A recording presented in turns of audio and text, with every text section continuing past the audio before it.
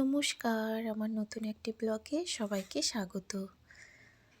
আজ ওই বছরের প্রথম দিন যে বলছিলাম না কালীঘাট এসছি, আর কালীঘাট থেকে বেরোলেই সামনে যেটা চোখে পড়ে এই যে চার্চটা।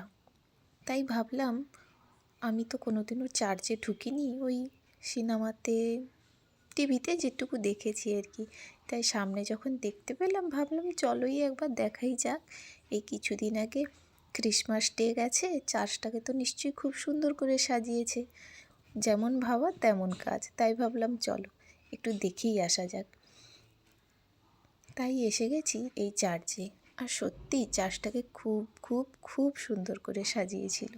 এই যে দেখুন, এই গেটে এসে গেছি, এই যে ভেতরটা ওই টিভিতে যেমনই দেখতাম ও তেমনই ধরনের আর কি।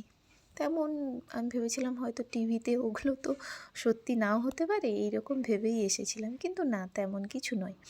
ওই মানে যেমন দেখায় তেমনই।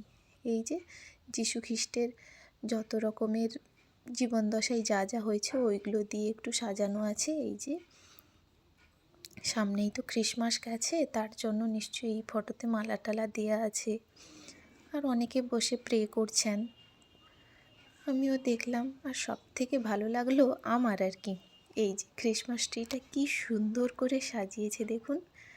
আমার তো এইটাই সব থেকে ভালো লেগেছে। আর সত্যি কথা বলতে এই চার্চ সম্পর্কে আমি তো এত বেশি জানি না, তাই আমার যেটা ভালো লেগেছে সেটাই বললাম আর কি। আর এই যে যীশু খ্রিস্টের ছোটোবেলায় উনি যখন জন্ম হয়েছিলেন ওই গল্পটা তো সবাই জানেন নিশ্চয়ই, আমিও জানতাম। এইখানে ওইগুলো সাজিয়েছে। ব্যাস হয়ে গেল আমাদের চার্চ ঘোরা। এই যে বাড়ির পথে রওনা হয়েছি এখন।